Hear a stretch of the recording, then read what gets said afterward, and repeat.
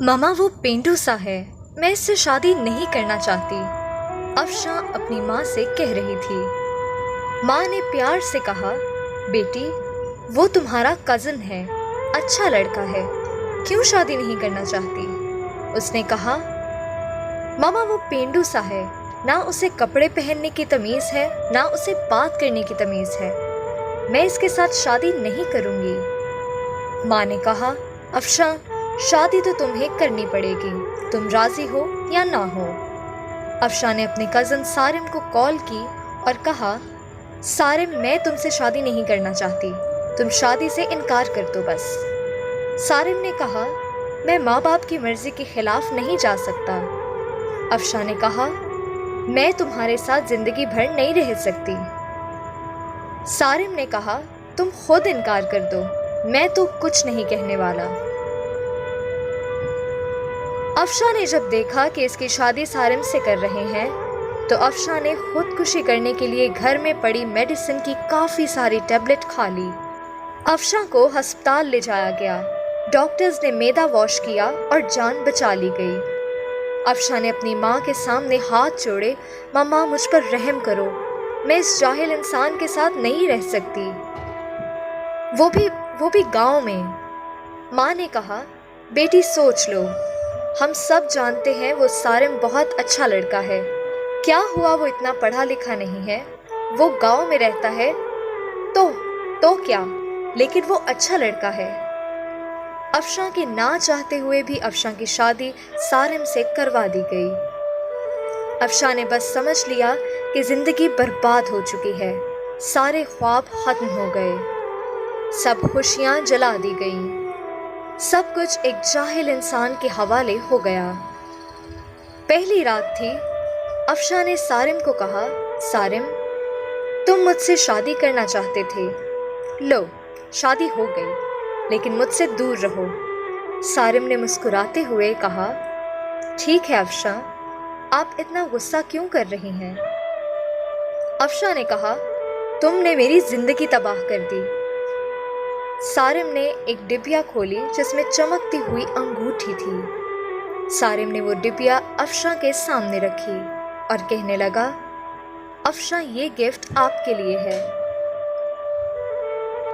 अफशा ने अंगूठी उठाकर साइड पर रख दी और करवट बदल कर लेट गई और रोने लगी। सारिम नवाफिल अदा करने लगा, फिर अफशा के पास लेट गया। यूं जिंदगी का सफ़र शुरू हुआ। अफशा का दम घुटने लगा। सारिम देखने में खूबसूरत था, बस ज़्यादा पढ़ा लिखा नहीं था, डिसेंट सा भी नहीं था। अफशा मॉडर्न लड़की थी। सारिम सुबह उठते ही अफशा का माथा चूमता, फिर खुद नाश्ता बनाता। अफशा को गुस्सा आता, ये बंदा मुझे इम्प्रेस करने के चक्करों में है। अफशा जब सारिम के हाथ का बना खाना खाती तो बहुत हैरान होती कि इतना मज़े का खाना। सारिम रात को थका हारा आता, अफशा बस खामोश सी अपनी दुनिया में गुम सी रहती। इसको कोई परवाह नहीं थी सारिम की। सारिम भी अफशा को कुछ ना कहता था। घर आकर खाना बनाता, अफशा को खाना देता। अफशा पत्थर दिल थी शायद, ना घर की सफाई करती, ना वो कभी सारिम के कपड़े सफाई करती। सारिम अपने सब काम खुद करता और इसी तरह साल गुजर गया। सारिम अफशा की हर बेरुखी चूम कर बर्दाश्त करता। अफशा को यूं लगता था कि एक बुद्धू सा इंसान पल्ले पड़ गया है। सारिम चूंकि एक मर्द था, वो औरत पे हाथ उठाना मर्द की शान के खिलाफ समझता था, फिर इस पे हाथ उठाना जो हम सफ़र हो। सारिम ने एक दिन कहा, अफशा तुम अपना ख्याल क्यों नहीं रखती पागल? देखो रंग कितना धीमा पड़ गया है तुम्हारे बाल देखो कितने रूखे से हो गए हैं। सारिम अफशा के पास बैठ गया। 1 साल के बाद सारिम ने यूं अफशा को छुआ। अफशा के बालों में ऑयल लगाने लगा। अफशा ने कहा, छोड़ो मुझे। सारिम ने कहा, नहीं छोड़ूंगा अफशा। अफशा ने धक्का दिया, ऑयल सारिम के ऊपर गिर गया। अफशा जाने के लिए उठकर खड़ी हो गई। सारिम ने बाजू पकड़ा और पास बिठा लिया और मुस्कुराते हुए कहने लगा, अफशा मैं यूं ऐसे आपको नहीं देख सकता, अफशा ने कहा, मेरा बाजू छोड़ो सारिम, मुझे दर्द हो रहा है। सारिम ने पास बिठाया, ऑयल लगाना शुरू किया। अफशा के सर में ऑयल लगाया, फिर चेहरे पे स्क्रब करने लगा। अफशा खामोश बैठी। सारिम ने मुस्कुराते हुए कहा, चुड़ैल जाओ, अब शावर लेकर आओ और पिंक ड्रेस पहनो, मैं तुम्हारी फेवरेट बिरयानी तैयार करता हूँ। अफशा हैरान थी, इतनी बेरुखी पे भी इतना प्यार करता है सारिम। अफशा शावर लेकर आई। आज चेहरे पे अजीब सी चमक थी। अफशा ने अपनी दोस्त को कॉल की, यार सारिम ने ऐसे किया मेरे साथ। इसकी दोस्त ने कहा, सारिम अच्छा इंसान है, इसकी कदर करो। अफशा ने कहा, वो मुझे इम्प्रेस कर रहा है, बस और कुछ नहीं। इसकी दोस्त ने कहा, अफशा किस्मत वालों को ऐसे मर्द, ऐसे हमसफ़र मिलते हैं। इतने में सारिम ने आवाज़ लगाई, जाह बना, खाना तैयार है, आ जाओ। अफशा मुस्कुराने लगी। आज बिरयानी से मज़े की खुशबू आ रही थी। अफशा ने खाना खाना शुरू किया। इतने मज़े की बिरयानी, इसका दिल चाहा तारीफ़ करे, लेकिन खामोश रही। खाना खाया और फिर कमरे में सोने चली गई। सारिम ने बर्तन उठाए, वॉश करने लगा। बर्तन वॉश किए, सारा दिन का थकाहारा बेड पर पड़ा सो गया। सुबह उठा, अफशा को उठाया, कहा, अफशा मेरी जान, नाश्ता तैयार कर दिया है, कर लेना, मैं जा रहा हूँ। और हाँ, आज तुम्हारे लिए गिफ्ट लेकर आऊँगा। रात को सारिम घर आया। हाथ में एक गुलाब का फूल था। अफशा कुर्सी पे बैठी हुई थी। हल्की सी हवा चल रही थी। शाम का वक्त था, हल्की सी रोशनी भी थी। सारिम घुटने के बल बैठ गया, गुलाब का फूल अफशा को दिया और मुस्कुराते हुए कहने लगा, हैप्पी बर्थडे अफशा।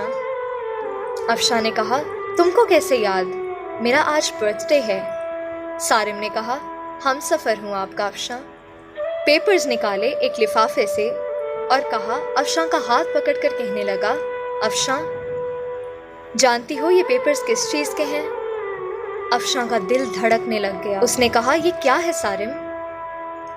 सारिम ने कहा, ये हम दोनों की खुशी है। अफशा ने कहा, बताओ सारिम, ये क्या है? सारिम ने प्यार भरे लहजे में कहा, ये हमारे नए घर के पेपर्स हैं। मैंने नया घर ले लिया है और वो घर तुम्हारे नाम कर दिया है।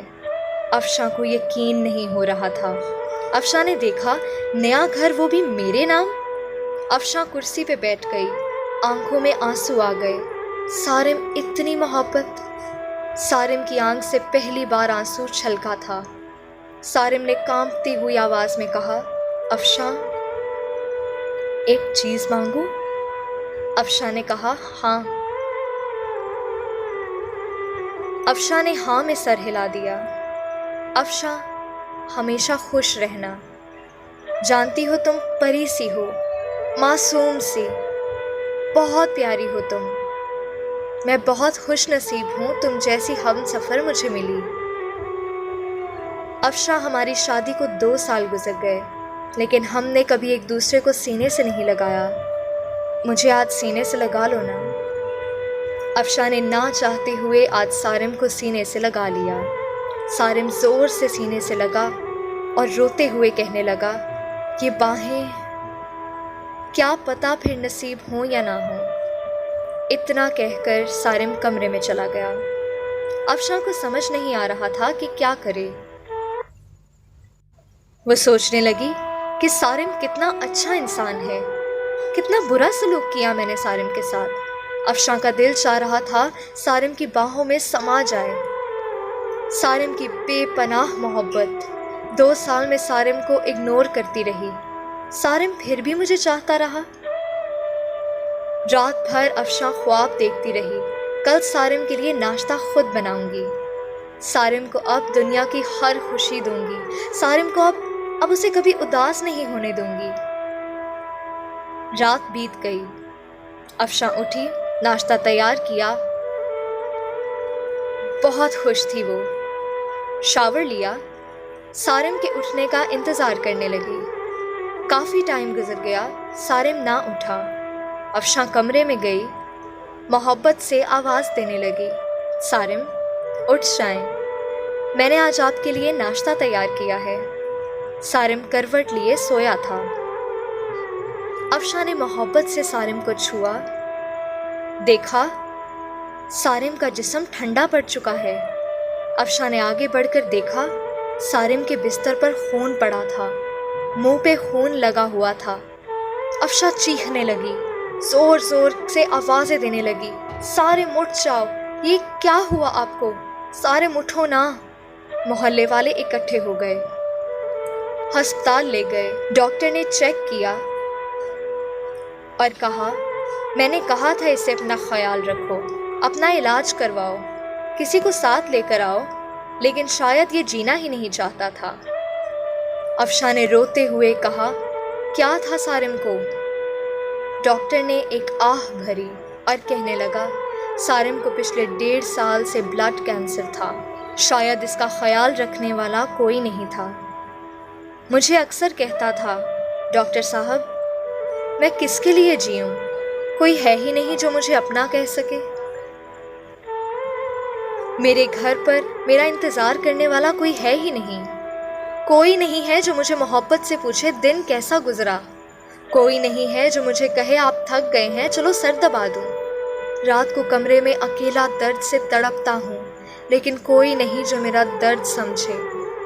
अफशा ज़मीन पे गिर गई, सारिम ये क्या कर दिया तुमने, सारिम मुझे माफ़ कर दो, सारिम मैं पागल हो गई थी, सारिम ना जाओ मुझे छोड़कर, सारिम मैं मर जाऊंगी, सारिम तुम्हारे बिना। सारिम की लाश सामने पड़ी थी, जो ज़िंदगी में शायद अफशा की मोहब्बत को तरसता रहा। अफशा सारिम के चेहरे को हाथों में लिए चीख चीख कर रो रही थी, लेकिन शायद कि अब मोहब्बत का वक्त ख़त्म हो चुका था। सारिम ने हमेशा के लिए आज़ाद कर दिया था अफशा को। मैं तो बस इतना कहती हूँ कि किसी के जज्बात से मत खेलो, किसी को इतना ना सताओ कि वो मर जाए। अपने हम सफ़र को सीने से लगाओ, एक दूसरे को गाली देने की बजाय एक दूसरे को चूम लो। अना में मोहब्बत के लम्हों को ना जला देना, छोटी सी ज़िंदगी है, ना जाने कब पिछड़ जाए। जब मौत आ घेरे, मोहब्बत बांटते रहो। किसी के मरने के बाद पछतावे से अच्छा है कि किसी को ज़िंदगी में ही सीने से लगा लो।